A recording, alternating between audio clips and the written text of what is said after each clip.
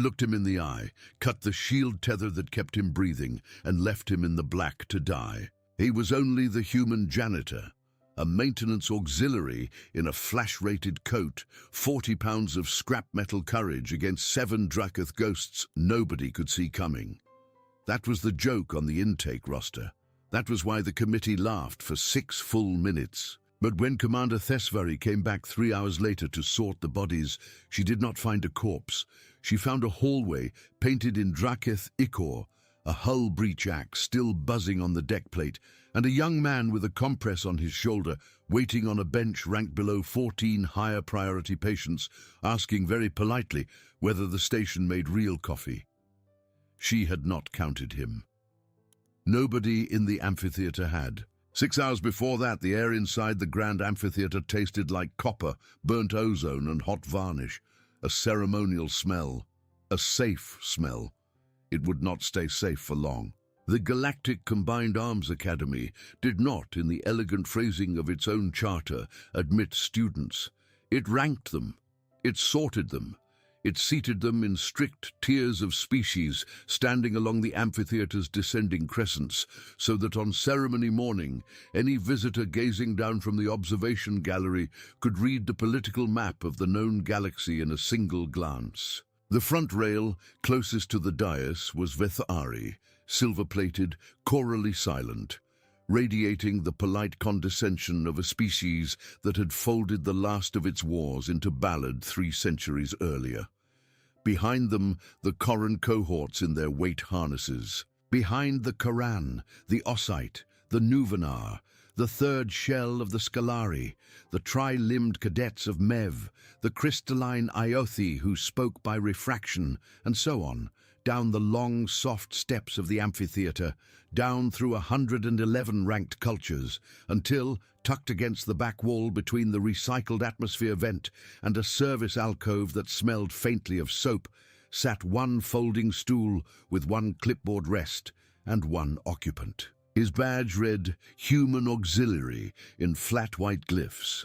His name, according to the personnel matrix, was Owen Marsh, age 31, Homeworld Terra, Subdivision North American League, Subdivision Minnesota, Subdivision Duluth. His parents were listed as a boatyard fabricator and a night shift nurse, both deceased. His skill file was 2 lines long. Handles tools, speaks 1 language. The admissions clerk had flagged the file twice, assuming a data entry error. The seat placement committee had laughed for 6 minutes before rubber stamping it. A junior officer had suggested that placing the human at the back was slightly cruel, since he would not be able to hear the Empress Designate's opening address without craning his neck. The committee chair, a Karan with the moral flexibility of granite, had answered that the human would probably prefer it that way. So Owen sat in the back row. He was not craning his neck. He was not, in fact, looking at the dais at all. He was looking at the east ventilation grill above the aisle, and he was frowning. Thesvari saw him from the front rail and permitted herself a small, warm satisfaction. She was a career soldier of the Third Circle, chest-plated in the burnished grey of an active commander, and she had spent a decade arguing that the Combined Arms Compact should not have opened its doors to a species that still burned hydrocarbons for heat, still killed each other over patches of grass, still lost citizens to preventable weather. The human's face, flat, pale, framed by hair the color of a wet plank, confirmed for her without malice that she had been right. Beside her, Empress Designate Ilveth of the Vethari conclave adjusted the sleeve of her regalia and prepared to speak. Owen, in the back row, was thinking about a bracket. 3 weeks earlier, on a night shift, he had come up through the maintenance chase behind the east wall and found that the mounting bracket on the amphitheater's ventilation grill was 2 millimeters undersized for the anchor holes. Somebody, at some point, had shimmed it with a folded strip of alloy and called it done. Owen had replaced the shim with a proper bracket he had cut himself in the fabrication bay off Dock 9, because a bad weld bothered him the way a wrong note bothered a musician, and he had grown up in his father's shop, where a bad weld got you a lecture, and twice a slap on the back of the head. The new bracket held the grill true. It did not, however, quite match original spec. Owen had noted this in the maintenance log, in the same neat handwriting he used for everything, gone home to his bunk and slept a full and blameless 6 hours. Now, from the back row, he could see that the bracket he had installed was moving. Not in the ordinary way, not the ordinary breathing pulse of a ventilation system cycling. Someone was pressing on the grill from inside the chase. Someone was pressing very slowly and very quietly. Owen's face did not change. He set his mop bucket against the wall with the sole of one boot. He unhooked the crash axe from the maintenance alcove at the end of his row without looking. He held it low against his leg, the way you hold something you do not want anyone to notice you are holding, 38 centimeters of custodial-rated tempered steel. Not a weapon of war, a tool designed to breach a jammed hatch in a hull fire. Owen weighed it once against his palm and adjusted his grip. Down at the dais, Empress-designate Ilveth had reached the fourth movement of her opening remarks. Something about the light of 111 worlds pooled into one lens. It was a good speech. Thesvari had helped write it. Thesvari was not listening. She had felt something. She was a soldier. She could feel a room begin to leave its own axis before anyone else did. It was not a sound. It was an absence of sound. The ceremonial ushers along the west wall had gone very still. The atmospheric hum of the amphitheater had dropped one register, the way it did when a suppressor field came online, though no suppressor field was scheduled. Her hand drifted toward the small ceremonial blade under her ribs. Her hand did not get there. The east ventilation grill blew inward across the back row with a soft, wet pop. 7 shapes came through the gap. They were not really there. That was the trick of them. They were suggestions of shapes wrapped in phase silk that bent the light around their bodies so that all Thesvari saw, in the instant before they resolved, was a rippling in the air, the shape of tall, lean figures with too many joints. Then their suppressor arrays lit, and every shield in the room went cold. Every sidearm went dumb. Every communicator went silent. The lights running on hardened emergency lines stayed on. That was how she knew they intended to be seen. Draketh, ghosts, the Conclave's oldest problem.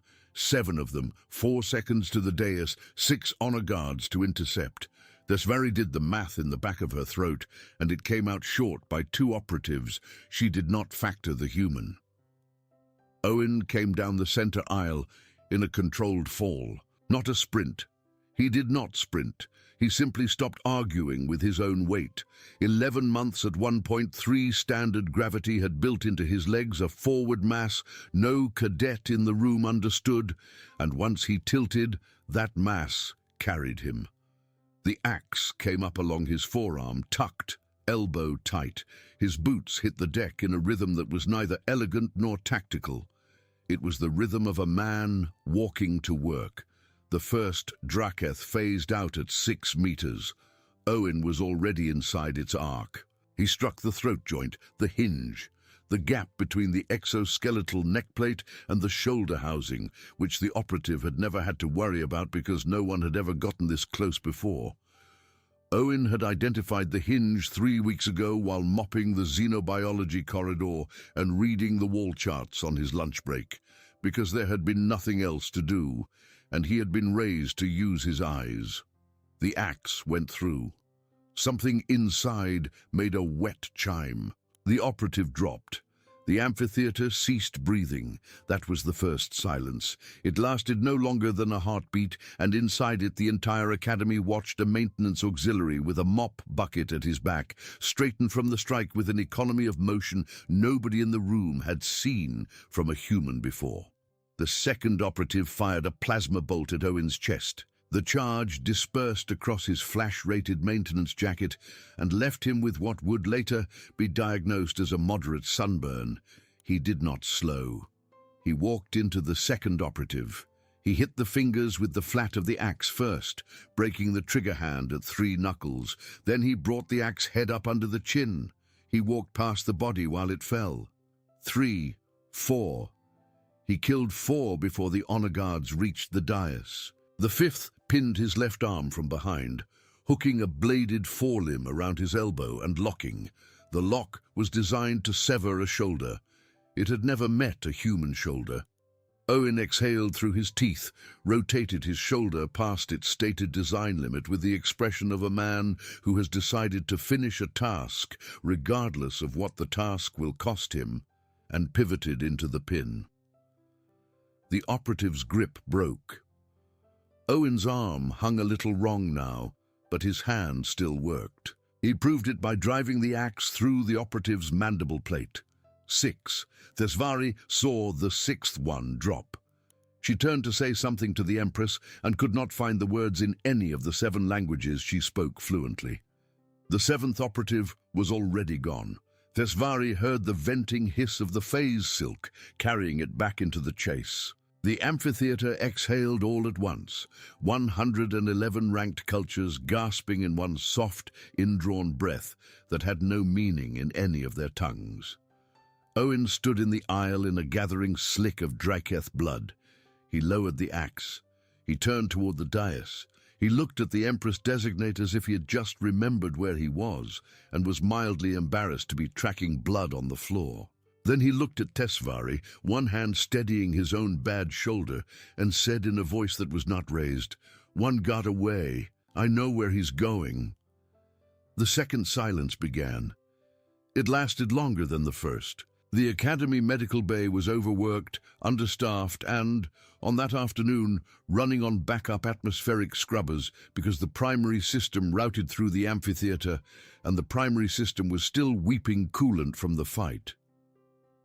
Thesvari found Owen on a bench in the second triage aisle, ranked below 14 higher priority patients, none of whom, she noted, had any wounds you could see. He was pressing a wadded compress against his left shoulder. The compress was not fresh. It was one of the paper napkins the mess hall folded for ceremony breakfasts. It had a small silver leaf embossed on the corner. He looked up when she stopped in front of him and gave her the courteous, tired smile of a man who has been on his feet for 12 hours. "Commander," he said. "Auxiliary," she said, and it took her a moment to say the word without hearing the mockery in her own voice from that morning. She had not spoken to him before. She realized uncomfortably that she did not know how one addressed a human in that specific instant. She sat down on the bench beside him because there was nowhere else to sit, and, she suspected, because her knees had decided this for her. She held out a data slate. "Read this," she said. He took it in his good hand. He tilted it politely toward her, an old Terran gesture of permission that no protocol officer had ever explained to her, but she understood immediately. And then he began to read. Names, 7 names, all 7 Draketh operatives, their birth cohorts, their surgical enhancement histories, their contract handlers, the accounts through which their fees had cleared. And beneath that list, one name only, the name of the sitting member of the Combined Armed Security Council who had ordered the operation. Owen's mouth tightened slightly at the last name. "That's an ugly one," he said. "That'll rip a treaty in half." "2?" said Thesvari very softly. "It will collapse 2 alliances and 8 trade compacts. It will start a war we cannot afford. That is what the Draketh were paid to buy." He nodded. He handed her the slate back. "How did you learn to fight?" she asked. She had rehearsed no version of that question and was faintly annoyed with her own mouth for producing it. He considered the ceiling for a while. "My dad taught me to work," he said at last. "That's about it." She stared at him. "That is not an answer, auxiliary." "It is where I come from, Mum." She was quiet. "What do you want?" she said finally. "For what you have done today. Ask, and I will move the compact to give it." He tilted his head toward the ceiling again. When he looked back at her, his eyes were the color of a cold shore and mildly amused. "Is there somewhere on this station that makes real coffee?" he said. "Not the synthetic grain stuff. 11 months I've been here." She opened her mouth. She closed it. Somewhere down the corridor, an orderly dropped a tray. The 7th operative was still on the station. He had a name. And Owen, alone among the cadets, the officers, the diplomats, and the security chiefs, already knew which service corridor the 7th operative was hiding in. Because Owen had shimmed the bracket, and Owen was the only person aboard who knew exactly where the spec did not match.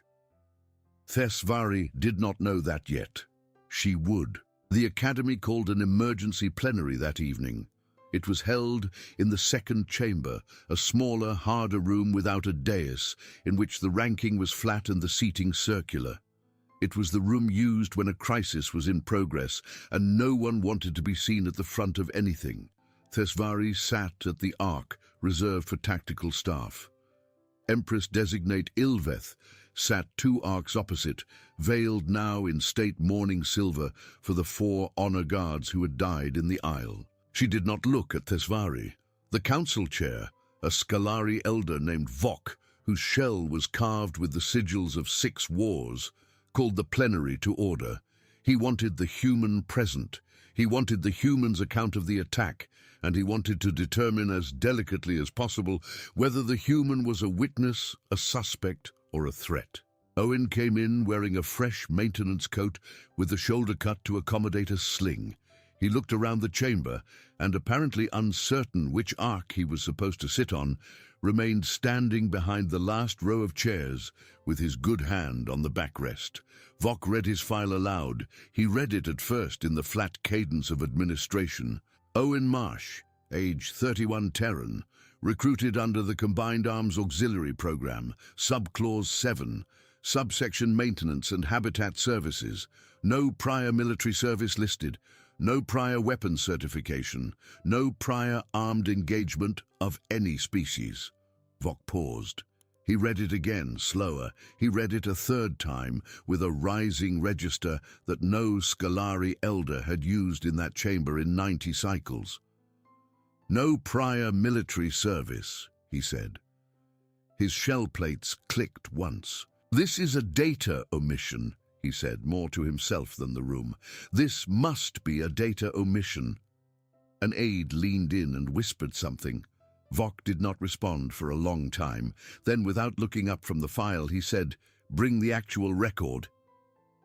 The room waited. An adjutant returned at a fast walk, carrying a 2nd, thicker slate, sealed with the wax sigil of Terran Records Command, and handed it across the chair. Vok broke the seal with his own thumbclaw. He began to read again. He got 2 lines in and stopped. He set the slate down very carefully on the table in front of him, as if it had weight. "Owen Marsh," he said, and now his voice had gone from administrator to something older and much quieter. "Marine Reconnaissance Battalion, 2nd Expeditionary, 9 years active, discharged with honor after Talon Ridge." He looked up. Around the chamber, in slow ripples of comprehension, the ranking officers of 111 cultures began to sit up. "Battle of Talon Ridge," said Vok, and now his shell was ringing.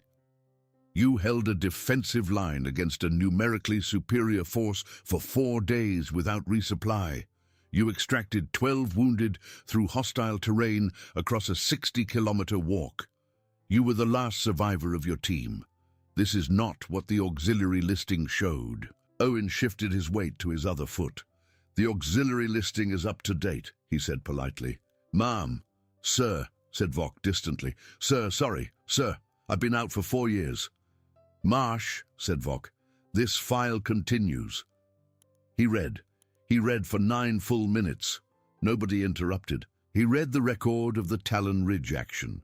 He read the record of the extraction from the Haverley perimeter, in which a 19-year-old Lance Corporal had piggybacked a wounded major 3 kilometers under sustained mortar fire and refused a medal. He read the account of the Ghost Line withdrawal, which every officer in that room had studied at their staff colleges, and which had officially been ascribed to a Terran unit designated only as Ash-9. He read the account of the operation, whose after-report was still, technically, classified above the Council's clearance, but which had ended with a foreign warlord and 18 of his lieutenants dead in a house they had believed impregnable, and about which the only surviving detail was that the extraction had been executed by a 2-man team through a ventilation chase. He looked up from the slate. This, said Vok in a voice that was no longer administrative in any dimension, cannot be correct. Owen did not answer. Vok read the last line of the file aloud. Enlistment origin, family fabrication shop, Duluth, Minnesota, Terra. He set the slate down. He looked at Owen for a long time. You, he said, were placed on that back row. Yes, sir. You were placed there because our committee assumed. Yes, sir. And you did not correct our committee. Owen took a slow breath. It hurt his shoulder. He put a little more weight on the chair back. I applied for maintenance, sir, he said quietly. That's what I wanted. I fill in gaps. It's what I know how to do. If your committee wanted me somewhere else, I would have gone. They wanted me in the back. That worked out today. Ilveth spoke for the first time. Her voice, filtered by the state veil, was very small. The Lance Corporal in the file, she said. The 19-year-old who carried the major 3 kilometers. That was you. Yes, ma'am. Why did you refuse the medal? He was quiet. Then he said, the major had 2 daughters. He got to go home to them. That was already the medal. The state veil rippled. Thesvari discovered that she had been holding a breath for the length of an entire watch cycle and let it out. There was a third silence in the room then. This one was not for a body dropping. It was for a category collapsing, for 111 ranked species watching their neat little chart of who mattered most fold at the corner and slide off the table.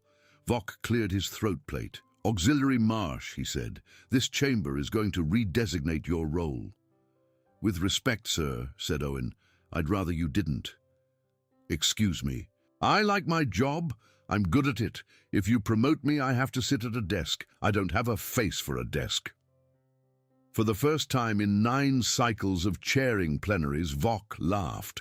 It was a small, dry click that traveled the length of his second shell.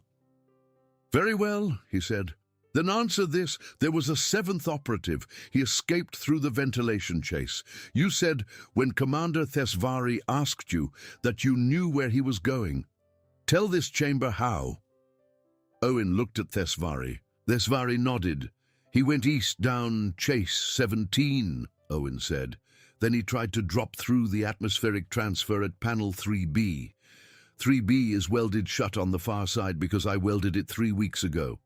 He'd hit that dead end and back up. He tried to double through the service junction at panel 4A. 4A opens into the plumbing chase for the officers' mess. He'd have gone in about 2 hours ago because that was when the kitchen shift closed and the plumbing chase went quiet. He is in the plumbing chase now. He was.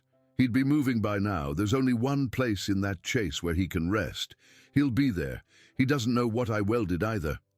Do you know his name? No, sir. I know his back. His back. The 7th one was the only one who ran. I know how he moves. If I see him again, I'll know him. Vok exchanged a long look with the head of station security. The head of station security, a Koran named Draig, whose weight harness had been unusually tight all afternoon, said quietly, "We can seal the chase and gas it." You'll kill 400 kitchen staff on the far side, said Owen. Steam pressure in that chase will burp the vents into the mess. That's an old station design flaw. You'll want to send someone in. You, said Vok. Owen shrugged his good shoulder. Someone, he said. You, said Vok. Thesvari stood up. With permission of the chair, she said, and she was surprised at the tightness in her own throat. I will accompany the auxiliary. Vok considered. You will accompany him, and you will not command him. Understood, sir. Auxiliary Marsh will command the mission. Owen looked briefly pained. Sir, he said, I have a bad shoulder and a sling. Auxiliary Marsh will command the mission. Owen looked at the ceiling again. All right, he said. They armed him from the light armory, which meant a sidearm he refused politely because he did not know it well enough. A flashlight he accepted, and a length of high tensile line he coiled at his hip without being told to. He kept the crash axe. Thesvari had watched the medical staff pull it out of his hand 2 hours earlier with pliers because his grip had locked. She did not comment on his choice of primary weapon. They went into the chase through a service hatch behind the officers' mess. The plumbing chase was the width of 2 shoulders. The lights were amber and spaced every 4 meters. The air smelled of wet iron and hot bread. From the far end of the chase, distant, came the domestic rattle of a dishwasher cycling. They moved for 6 minutes without speaking. Owen led. He walked the way he had walked down the amphitheater aisle, slow forward mass. He did not lift his boots. He slid them so that his soles never lost contact with the deck, so that his center of gravity never gave away his rhythm. At the 7th junction, he raised his good hand and stopped. Thesvari, behind him, stopped. There was, at the outer edge of hearing, a soft, asymmetric breathing. 2-chambered lungs, hers, so she noticed the asymmetry. Owen turned to her. He put the flashlight in her hand. He mouthed one word. Silence. She understood. She stayed. He went around the corner without the flashlight. There was a click, a wet punch, a single short exhale. Owen came back around the corner. The axe head had one long strand of muscle hanging from it. He wiped it on the side of the plumbing. He was hiding under the water tank, he said quietly. Bad choice. Water tank leaks in cold cycle. Puddle gives away boots. You saw the puddle? I welded the tank 6 weeks ago. I know when it leaks. She stared at him. He looked back at her, briefly patient, then went to check the body. Thesvari would later note in her private log, which she was not supposed to keep, that the moment she began to be actually, personally afraid of what humans were was not in the amphitheater. It was in the plumbing chase, watching the human squat beside a corpse and check its pockets with the mild interest of somebody looking for lost keys. He came up with a data cylinder the size of his thumb. He was carrying orders, he said. Thesvari looked at the cylinder. Read them, she said. Not in here. In here I can hear a dishwasher. Anything I read in here I have to say out loud, and the dishwasher is a listening cone. That is not paranoia, that is engineering, ma'am. They went back out through the service hatch. They read the cylinder in the small chamber behind the tactical staff arc. It took Thesvari 4 minutes to break the encryption. She was, among other things, a good cryptographer. She read the top-level orders once and went very still. She read them twice. She put down the slate. Marsh, she said, the counselor whose name I gave you this afternoon. Yes. He is not the only one. I did not think he was. You did not? Nobody plans a hit like that on their own, ma'am. There are 3 tiers to a hit like that. A hand, a wallet, and a will. You gave me the wallet. The will is Dreg. Owen absorbed this without moving. Then he said, the head of station security. Yes. Who wanted to gas the chase? Yes. Who did not want us to bring back the 7th operative alive? Yes. Owen sat down on a folding chair. He rolled his good shoulder to loosen the neck under his sling. He looked at the ceiling. "That is not great," he said. "No." "When does he move?" Thesvari checked the orders. He was going to move within the next 4 hours, once he confirmed his operative had cleared the station. The confirmation was to come by a scheduled water tank status check in the officer's mess plumbing, which our operative was to trigger before he exfiltrated. Draeg has not yet received the confirmation. He will start to worry within the hour. Then he does the smart thing next. What is the smart thing? He kills the witnesses. He kills the Empress Designate. He kills you. He kills me. He kills the plenary. Everything looks like Draketh. War starts on schedule. Thesvari was quiet. "You are not surprised," she said. "I'm never surprised, ma'am. I'm just usually right too late." She looked at him. "What do we do?" Owen thought about it. Then he said, "First, we buy me a very bad cup of coffee. Then we build a very small trap." He said it in the same flat, unhurried voice he had used to describe the plumbing. Thesvari found that her chest plate was warm, the mess deck was open 26 hours a day, and the coffee was terrible in every one of them. The machine that dispensed it was a converted Koran mineral hydration unit that treated the ground beans as a decorative variable.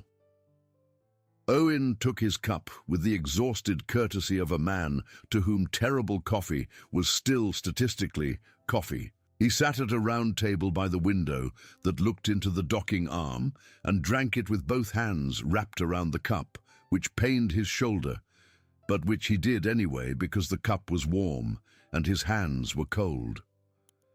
Thesvari sat across from him. Beyond the window, the ships of 111 cultures burned in their berths. "You have not asked me," she said after a while, "why they wanted the Empress Designate dead. I don't need to know that yet. You will need to know. I'll ask when I need to know. Right now the answer is the same either way, which is, we stop him." She watched him drink. "You were a Marine," she said. "I was. 9 years. 9. Talon Ridge. That is not a story I tell over coffee. You do not have to tell it. Thank you."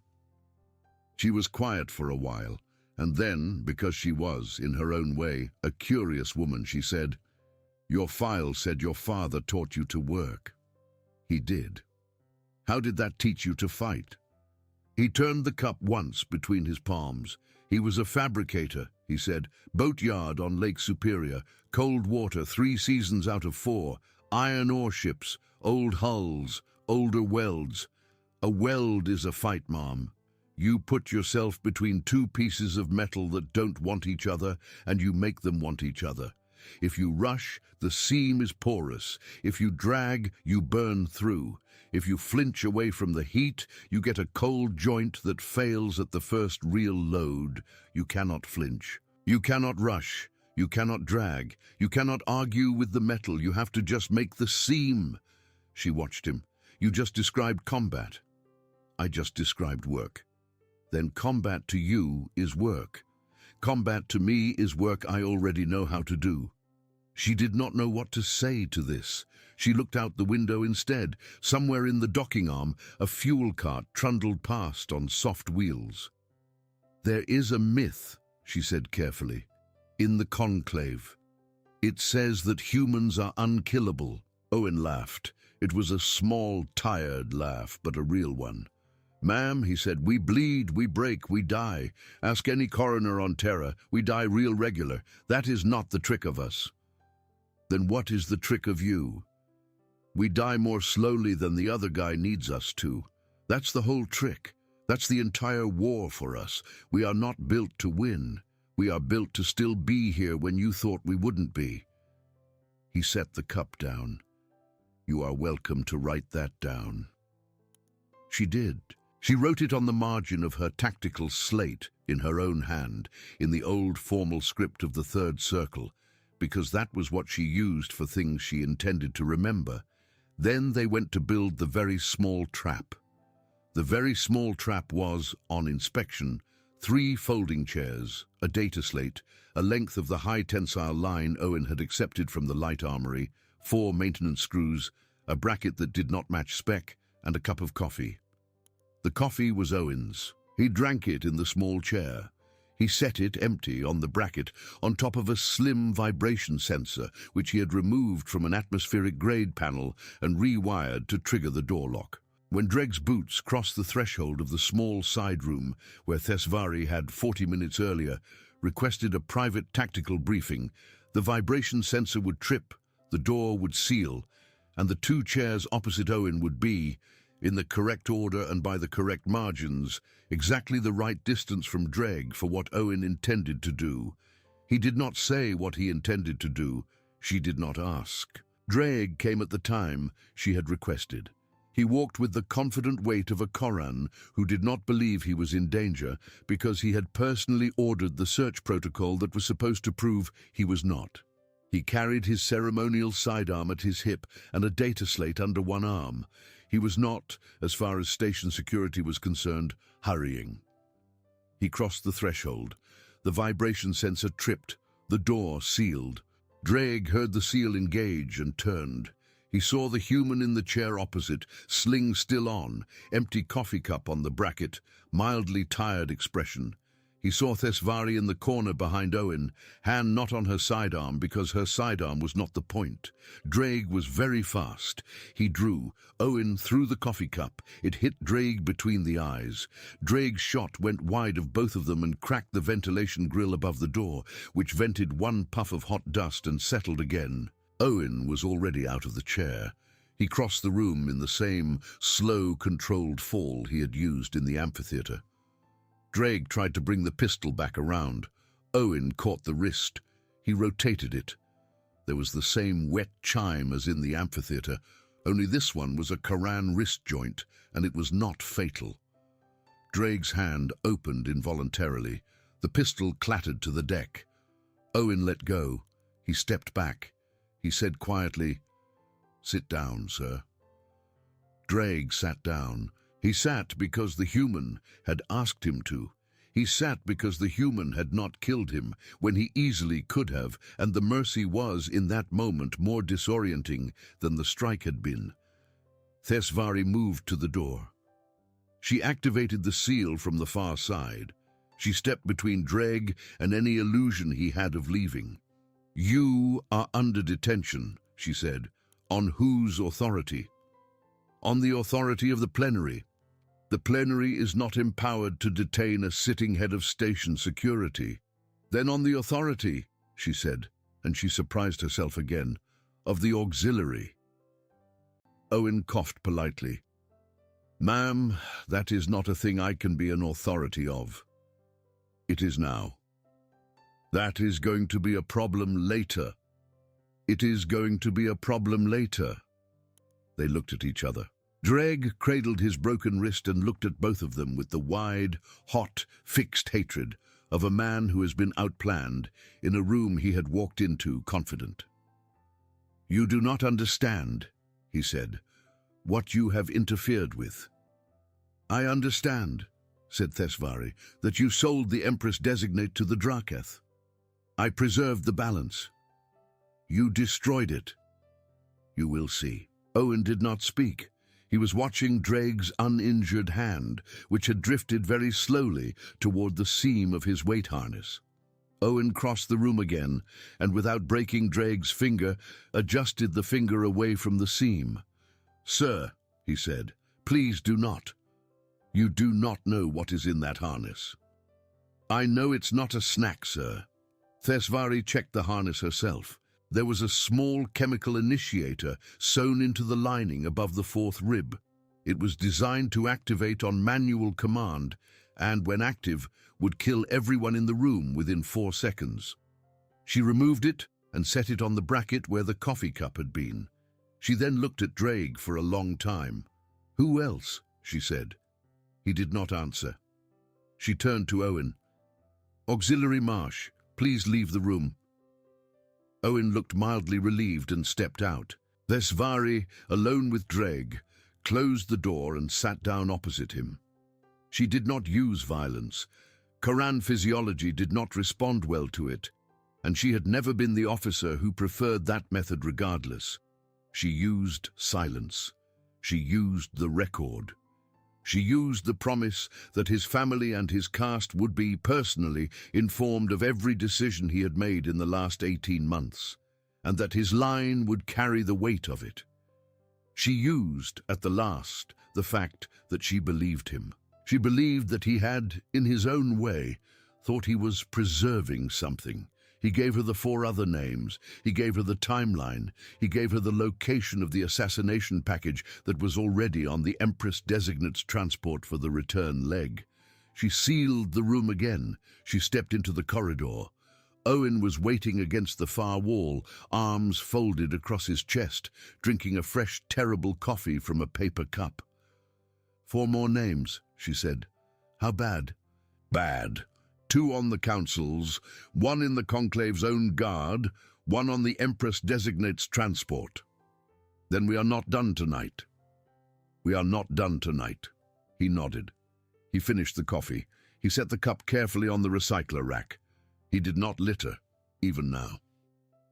Ma'am, he said, there is a thing I should tell you. What thing? The one in the Conclave's own guard. That one has probably already been told that Dreg is not answering. That one is going to be moving inside the hour. How do you know? Because that is what I would do. Thesvari looked at him for a long second. Auxiliary Marsh, she said. I am beginning to suspect that you and my enemy think alike. That is the job, ma'am. The Empress Designate's private wing was on the 3rd dorsal ring of the station, above the docking arm and below the ceremonial observation deck. It was, as private wings went, plain. The Vethari did not, as a species, decorate for their own comfort. There was a corridor, 3 anterooms, an office, a sleep chamber, and a bath. The corridor was patrolled by 2 members of the Conclave's own honor guard at all times. On paper, this was more than adequate. In practice, one of the 2 guards was Vesta Ironith, a career officer of impeccable file, and as of that afternoon, the 4th name on Dreg's list. Owen and Thesvari went up the service ladder. They did not use the corridor. They came through the ceiling panel above the anteroom because Owen had, 3 weeks ago, replaced a light fixture in that ceiling panel and had noticed that the frame was oversized for its clip and that the panel could, if he really needed it to, be lifted from above with a minimum of fuss. He lifted it. He dropped through with his good hand on the axe. Vesta Aranith was in the middle of unlocking the sleep chamber door with a code she was not authorized to use. She turned at the sound above her, drew, fired, and put a plasma bolt through the couch where Owen had been an instant before, which was, of course, no longer where Owen was. Owen had rolled off the couch on the landing, come up on his good side, and put the axe head into her knee joint. She screamed. Thesvari came down from the panel behind him and had her sidearm on Iranith before the scream finished. Vesta, said Thesvari, you do not understand. That is what Dreg said. Please stop. The Empress Designate came out of the sleep chamber in her state night veil with her personal blade drawn. She was, Thesvari registered, entirely composed. She took in the tableau with one long look, put the blade back in its sheath, and said, How many were there tonight? 2 more, said Thesvari, that we know of. That we know of. Ma'am, please return to the sleep chamber. Auxiliary Marsh will secure the anteroom. Auxiliary Marsh, said the Empress Designate, will also require medical attention. His shoulder is bleeding again. Owen looked at his shoulder. He was not aware that his shoulder had opened, but it had. The sling was dark on the underside. He rolled the shoulder cautiously. Ma'am, he said, I will require a few minutes. You will require them here. I have somewhere to be. You have somewhere to be after. He looked briefly at Thesvari, saw no rescue, and consented to sit. The Empress Designate came out of the sleep chamber with a small kit. She was not a physician, but Vethari royalty were trained in the way of a species that had folded their wars into ballad and then remembered too late that ballads did not stop knives. In the small courtesies of stitching a wound, she sat on the couch beside Owen. She peeled back the sling. She examined the wound. She threaded a needle from a fine ceremonial thread that Owen suspected was, technically, part of her own state veil. She said without looking up, "This will hurt." "Yes, ma'am." "You may hold the arm of the couch." "Yes, ma'am." He did not hold the arm of the couch. He held his own knee. She stitched. She did 9 stitches with the small, precise motion of a woman who had, in another life, embroidered her own coronation robe. Owen breathed slowly through his teeth and did not move. The Empress Designate paused twice to reset her thread. She did not offer him anesthetic. She said softly on the 5th stitch, "Do not be delicate, fill the hole." He looked at her. She was quoting something. She was not, he realized, quoting a Vethari physician. She was quoting a very old human phrase that had, at some point, made its way into a Terran military manual, and from there into an interspecies field medicine primer, and from there into her tutor's curriculum when she was 6 standard cycles old, and being made to memorize the sayings of species she was expected to rule alongside. She was quoting a Marine. He said quietly, "Yes, ma'am." She finished the 9th stitch, tied it, snipped the thread with the edge of her own tooth, and pressed the sealant tape into place along the wound. "Now," she said, "go where you have to go, and come back." "Yes, ma'am." "Auxiliary Marsh." "Ma'am, you will call me Ilveth." He blinked. "That," he said, "is not going to happen, ma'am. It is going to happen eventually." "Eventually." "Yes." He stood. He tested the shoulder. He pulled the sling into place. He and Thesvari went out through the anteroom door because the ceiling panel on the way back down was not a courtesy to a healing shoulder. The next name on Dreg's list was on the Empress Designate's own transport. That was going to be harder. The Vethari state transport was called the Ilventar, which meant, in the older syllabary, the second eye, because it was the ship that watched the Empress Designate when the Empress Designate could not watch herself. It was docked at berth 9 of the outer arm, on rotation for morning departure. It carried a crew of 84, of whom 6 were personal service, 40 were operational, and 38 were security. Somewhere in the security roster was the 5th name on Dreg's list, and Owen and Thesvari, as they crossed the connecting umbilical, both understood that they were about to walk into a ship of 38 armed strangers looking for one traitor without a face. Owen said on the umbilical, "How many of them do you trust?" "On the Ilventar, personally, none." "Great. They are all professionally trustworthy. I do not personally know most of them." "That is not what I meant, ma'am." "I know." They stepped through the airlock. The senior watch officer met them, saluted, offered pleasantries in the state cadence, and led them to the security office.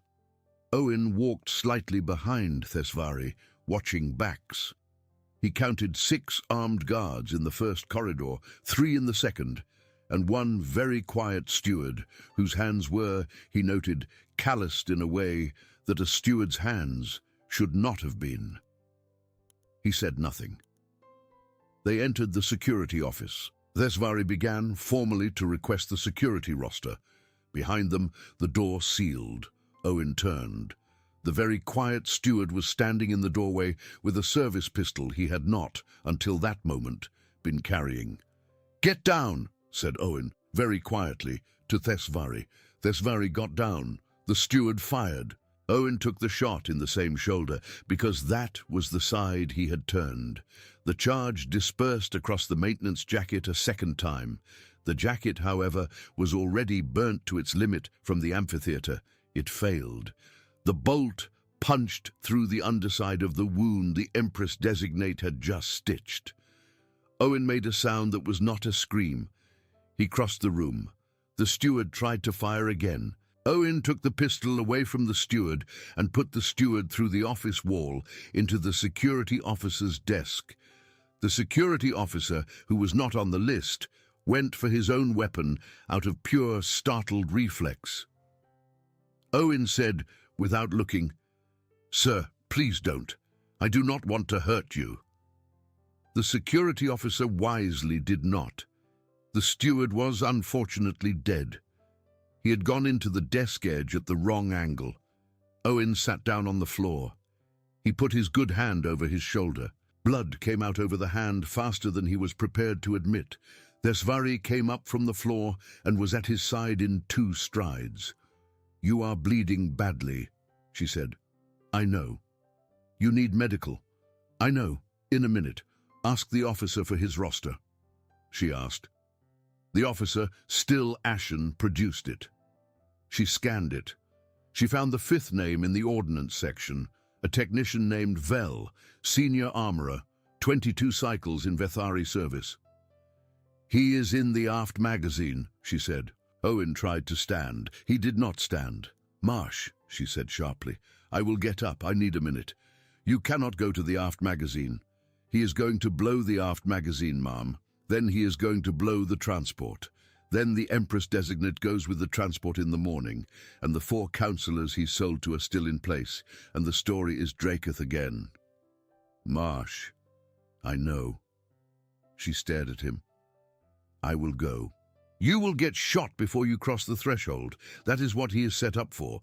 He will have set trip charges. He is a senior armorer. He has been on this ship 22 cycles. Then how? He rerouted the vent line for the aft magazine 6 years ago.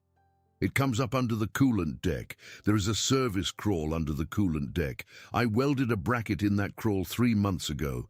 It is the only spot in the crawl where a body my size will actually fit through." Thesvari looked at him. He was very pale. "You cannot fit through anything right now," she said. "I have to." "Marsh." He looked at her, and for the first time since she had met him, she saw not the maintenance auxiliary, but the 19-year-old Lance Corporal who had put a major on his back and walked 3 kilometers under fire because the major had 2 daughters. "There is a story," he said quietly, "about my sister." Thesvari did not speak. "She was 14, he said. Snowstorm, Lake Superior. Storm blew in 2 hours ahead of forecast. My dad and I were out in the yard. My mom was on shift. My sister took the ice truck out to bring us lunch.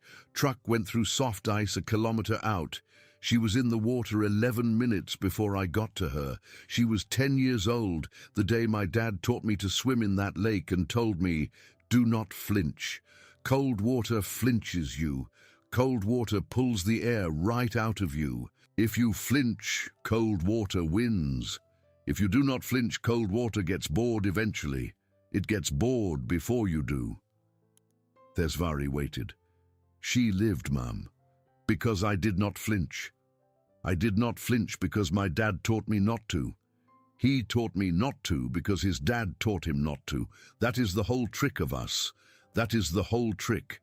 It is not that we are strong. It is that we know a colder thing than the cold thing. We know the cold thing after it, and the cold thing after that. So we do not flinch at the first one." He held out his good hand. "Help me up, ma'am." She helped him up. He walked to the coolant deck. The coolant deck of the Ilventar was a cathedral of pipes at gut-cold temperature, sweating condensation, humming at the low bass note of pressure fluids in motion. The lights were red. The air was thick with the astringent smell of a coolant whose actual composition Owen was too tired to remember. He knelt by a service hatch he had marked with a small maintenance sticker 3 months earlier, unclipped 4 fasteners, and lifted the panel. The crawl below was as narrow as he had said. It was, in his estimation, the width of a shoulder and a hand. He took off the sling. He put the crash axe in his teeth. He lowered himself into the crawl on his good arm. Desvari watched from the deck above, with an expression she was, personally, not proud of. She heard the wet slide of his coat against metal. She heard, twice, a small pained exhale that did not become a scream. She heard once the distant thump of him dragging the axe through a bend. She lost the sound of him at 47 seconds. She stood over the hatch and did not move. She stood over the hatch for 4 minutes. She could not hear Owen. She could not hear the aft magazine. She could hear only the hum of the coolant. She had, in her career of 40 cycles, stood over many hatches waiting for the sound of a body coming back. She had done it in Draketh ambushes. She had done it in the aftermath of a Corran mutiny on a mining colony. She had done it in the second month of the Kessin front. She had learned not to hold her breath, because holding her breath did not summon anyone. She held her breath anyway. There was a distant thump, then a distant muffled crack, then silence. She counted 11 of her own heartbeats. There was another muffled crack, and then a hiss, and then faintly the sound of a magazine ventilation seal engaging on emergency purge. Then, from the hatch below her, a scrape. Owen came up out of the crawl on his good arm and half of his bad one. He had a length of intact wire from the aft magazine's primary detonation loop coiled at his wrist. He had a piece of Vel's uniform stuck to the shoulder of his jacket. He had, mostly, a great deal of blood. He handed her the wire. He said, "The magazine is safe. The armorer is not. He is in the crawl. He is going to be a problem to get out. I am sorry about that." She took the wire.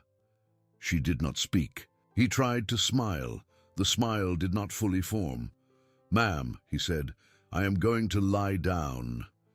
He lay down. The medical bay of the Ilventar was better staffed than the academies. They put Owen into a full stabilization bath. They stapled the shoulder. They ran 2 units of substitute plasma through his good arm.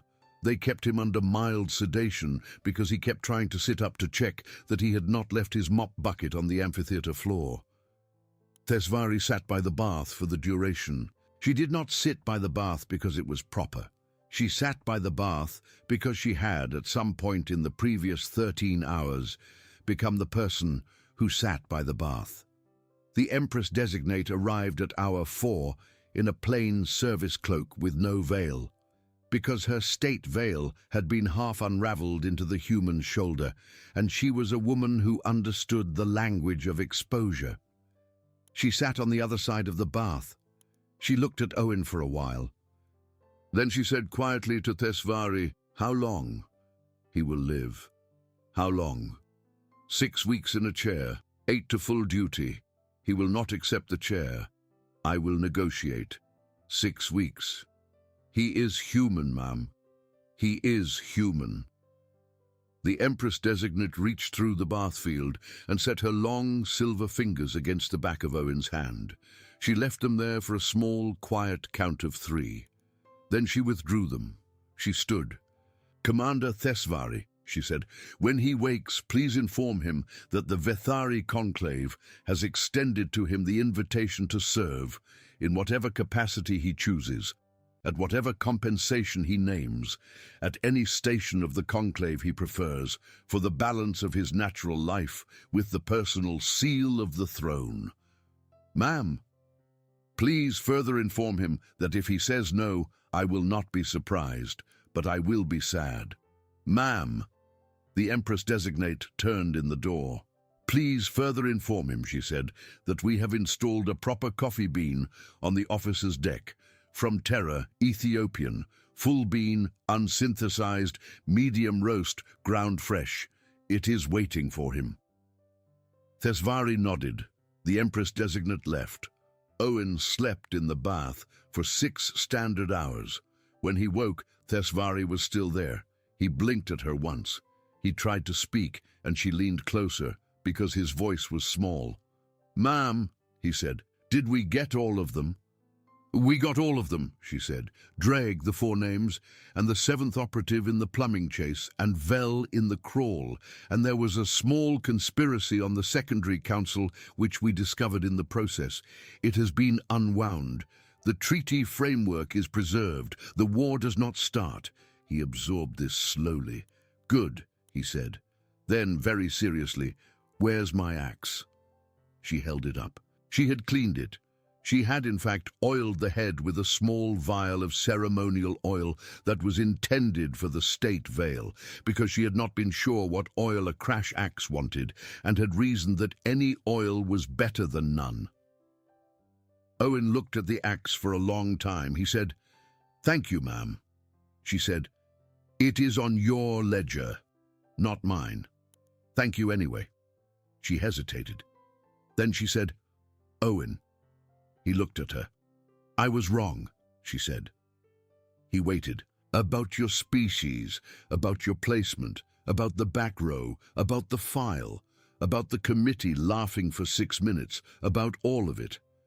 I have spent 10 cycles at the War Council arguing that the compact should not have opened its doors to a species that still burns hydrocarbons for heat, and I was wrong." He considered. "Ma'am," he said, "we do still burn hydrocarbons for heat. That part was correct." "Owen, I appreciate it, ma'am." She looked at him. "You will not accept the Empress Designate's offer." "No, ma'am, not the whole thing. I appreciate the coffee, though." "You will accept the coffee." "I will accept the coffee." "You will accept something else." "She will insist."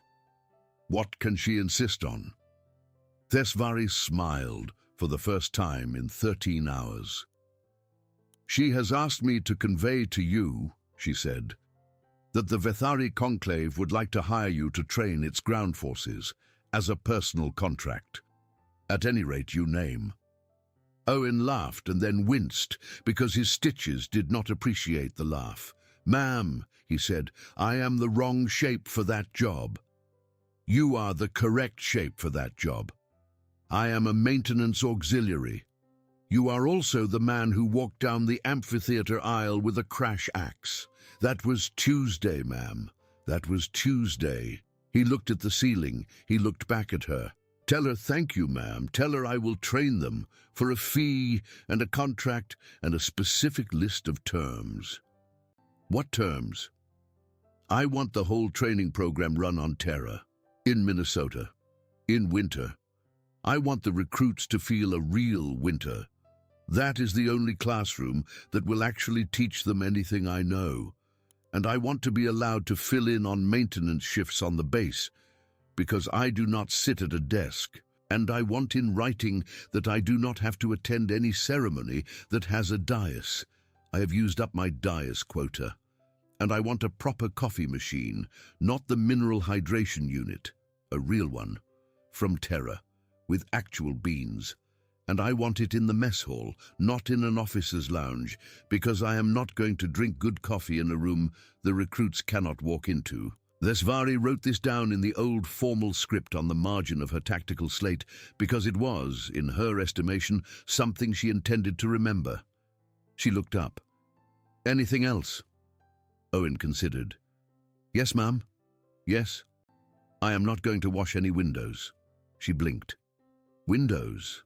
There is going to come a day," he said patiently, "when somebody thinks the human trainer, since he was a maintenance guy, would not mind pitching in on the base window wash. It is going to be brought up in a briefing. It is going to be suggested very politely. I would like to head it off, in writing. Please tell Her Majesty that I am very grateful for the honor of training the ground forces of the Vethari Conclave, and for the coffee, and for the fee, and for the winter classroom, but that I do not, under any circumstance, wash windows." Thesvari wrote it down. She wrote it in the old formal script. She underlined it twice. Then she folded the slate closed and set it on his blanket and said, "Auxiliary Marsh, you are the most exhausting person I have ever met." "Yes, ma'am. Get some sleep." "Yes, ma'am." He closed his eyes. She sat by the bath. Outside the medical bay, on the outer arm of the station, the ships of 111 cultures burned in their berths. The morning shift was coming on.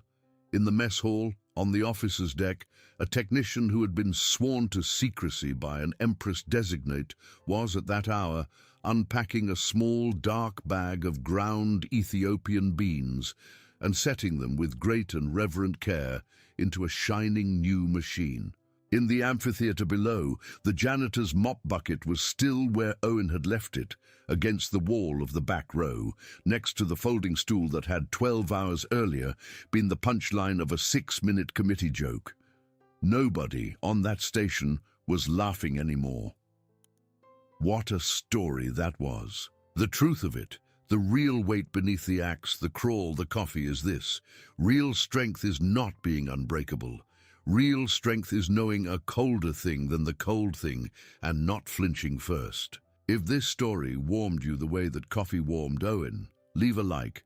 It is what keeps stories like this one alive out here in the dark. Share it with anyone you know who still loves science fiction, where a plain, tired human refuses to lose. Subscribe and turn on the notification bell, because the next HFY tale is already loading in the tube.